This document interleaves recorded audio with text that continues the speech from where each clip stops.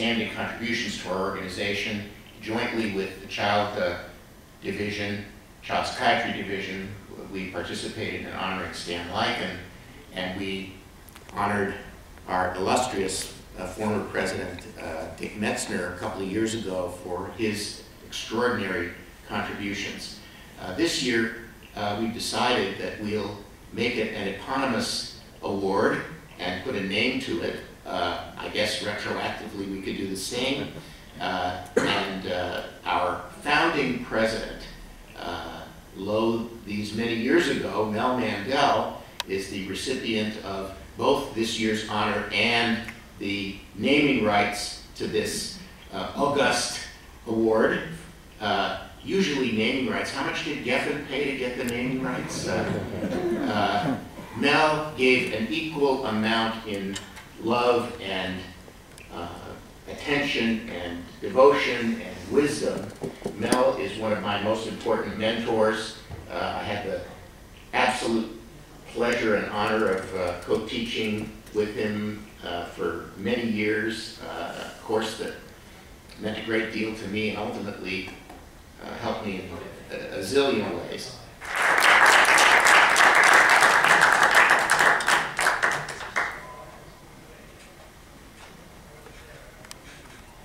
So, Mel, how long have you been on the clinical faculty? How long have you been associated with UCLA? You really want to go back that far? I really want to go back that far. I know that there were dinosaurs still walking on Western Boulevard. Yes. It was indeed. I came aboard about 1952, 1953, when it was headquartered in the old church building nearby, before this was built and before anything happened. What I would like to know is, why are you doing this to me? You're our devoted first president, and we love you. And I am grateful to you beyond measure. So I want to, but you're not going to let me be diverted from my little interview here. So when you were joining the clinical faculty, who else was on the clinical faculty in those days? Who were some of your colleagues? I think most of them at that time were members of the Los Angeles and Southern California psychoanalytic groups. It was heavily oriented in that way. Michael Levitt or Reef, all of those guys. And over a period of time, they focused more and more on their own psychoanalytic organization. And the psychiatric department began to really build in a very different way. And it continued to build. So you were here in the Norman Grill era, in the Charlie West era. Absolutely. What was it that brought about the founding of this Clinical Faculty Association? Well, let's see, it must be in the early 80s, so 1980. I think 79 was the year that the four of us signed that amazing document. Well, let me tell you, Steve had called me to tell me this was about to happen, to warn me. And I began to think that the people who really had to do with organizing this Clinical Faculty Association were people who were part of the full-time at UCLA for a long period of time. For example, there was Milton Greenblatt. Did you know who Milt Greenblatt was? All of it? Well, Milt and who else was there? Joel Yeager was no, Joel Yeager was part of the faculty here. Milt Greenblatt was very important. Milt and Fritz Redlich. Now, these people were very interesting. Milt had been a professor and retired as a professor of psychiatry, but I think he was mostly into the beginning of the field of electronics in psychiatry at Harvard.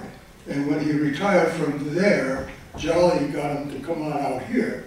And Fritz Redlich had been a professor of psychiatry and also dean of the medical school at Yale.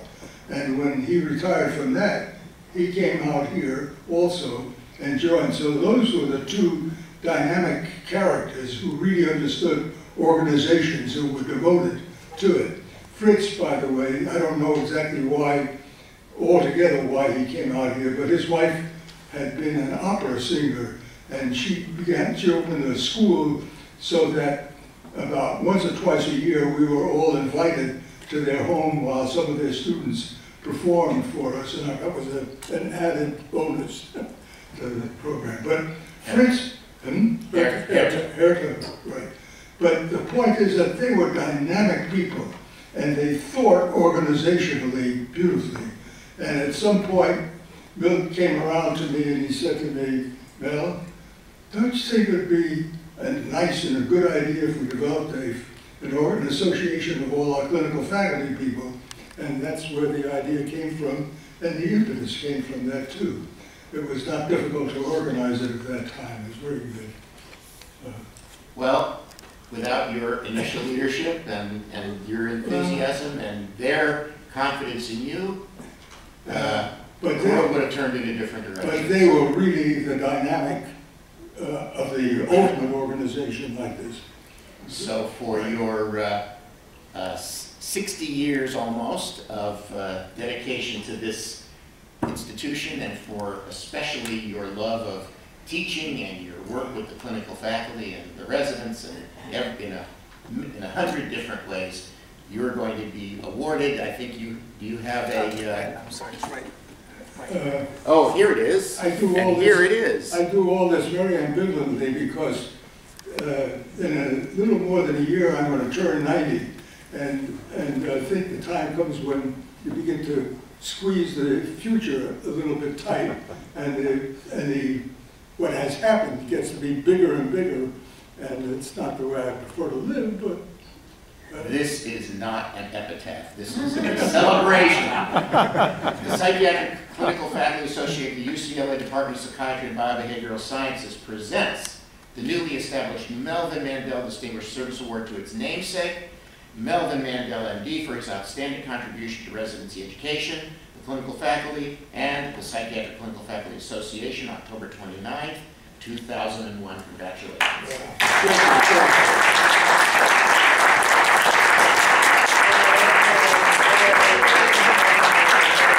Thank you.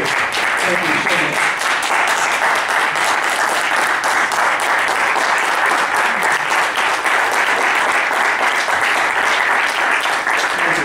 I don't want to leave here without making one additional point, and that is when Bob Pasno came along, we had the next wave of energy and direction, and I loved working with Bob for years. Right.